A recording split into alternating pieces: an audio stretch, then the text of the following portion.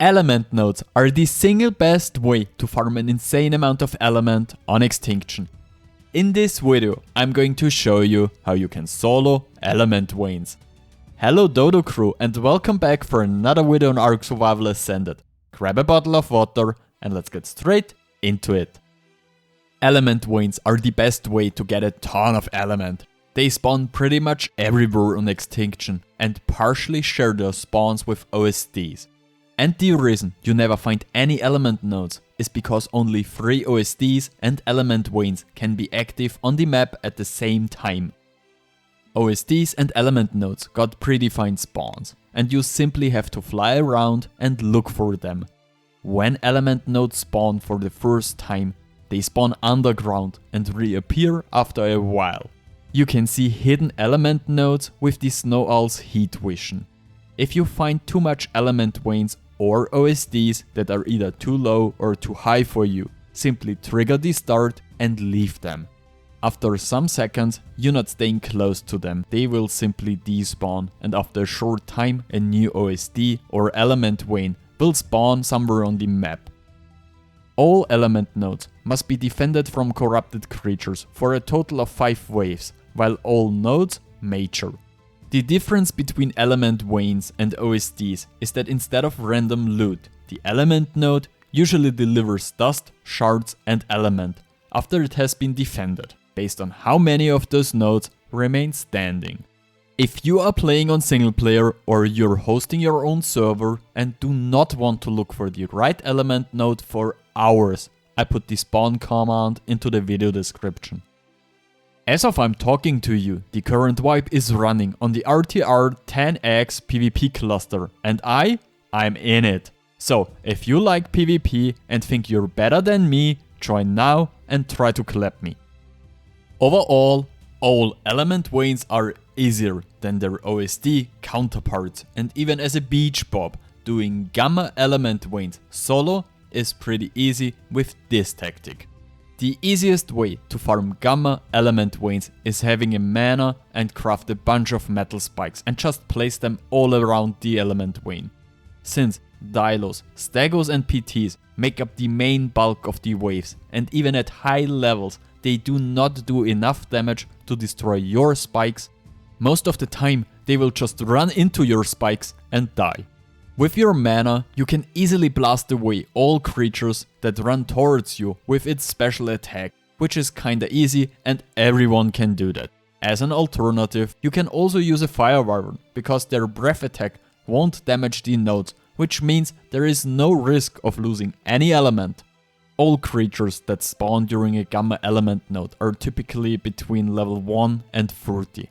If a creature does run through your spikes, then just grab your mana and blast it away. You will need the mana anyways, because sometimes creatures get stuck and then you just get out and kill it with the mana. But to be honest, most of the time you will just sit around and wait for the waves to go out on their own. 15 minutes later, just grab your element and leave. To farm the largest possible amount of element, you must use a Mantis and take the best pickaxe you can craft. Depending on how many of the nodes are left standing in the end and the difficulty of the element node, you can farm a crazy amount of element. After a successful defense, it is important that the lesser outer element nodes are harvested before the main element node. If you fail to do it so, this will result in the loss of additional element. The main element node gives more full element and element shards compared to the smaller nodes around it. Better element veins are still pretty easy, but the tactic with the mana gets a lot harder. And now I'm making myself unpopular again. You guys hate it, I love it, but from better element veins onwards, we use a Giga. Okay, just kidding, I love the Giga, but it got so much hate in my last video that I redid all the OSDs and element nodes with a Karcher, and you guys are right. I really like the Giga, and it needs some TLC, because it's just missing some important buffs compared to the Karcher. I still like him though. If you want to see a video on which creatures, in my opinion, need a TLC and how this could look like, tell me in the comments. Perazer, Spinos and PTs make up the main bulk for better element wains. That means most creatures are one hit when you use a Karcher. While larger creatures such as corrupted Spinos and Perazers start to make the main bulk for the threat. Their levels are generally between 30 and 90 and can be managed pretty well with a Karcher. The biggest problem are the Perazer, but with just a few hits with your Karcher, you can clear those two with ease. When creatures are next to the Vayne, it's damn dangerous to just hit them. Just stand a little bit apart so you hit the creatures but not the Vayne. At this point, your Karcher is the most dangerous creature for the element Vayne anyway. It will happen to you more often that you destroy the Vayne than any other creature. If you want to go all out, you can stop corrupted creatures from attacking smaller nodes by setting up battery turrets to stop them. Before we are getting into soloing alpha element Vaynes, if you want to know how to solo OSDs and farm an insane amount of loot, check out this video. And if you want to know the best way to get overpowered loot on Extinction, check out this video. Even if alpha Vaynes are easier than OSDs, alpha nodes are still pretty hard, especially when you're alone. Defending element Vayne solo is pretty stressful, because you always have to defend multiple sides alone at the same time.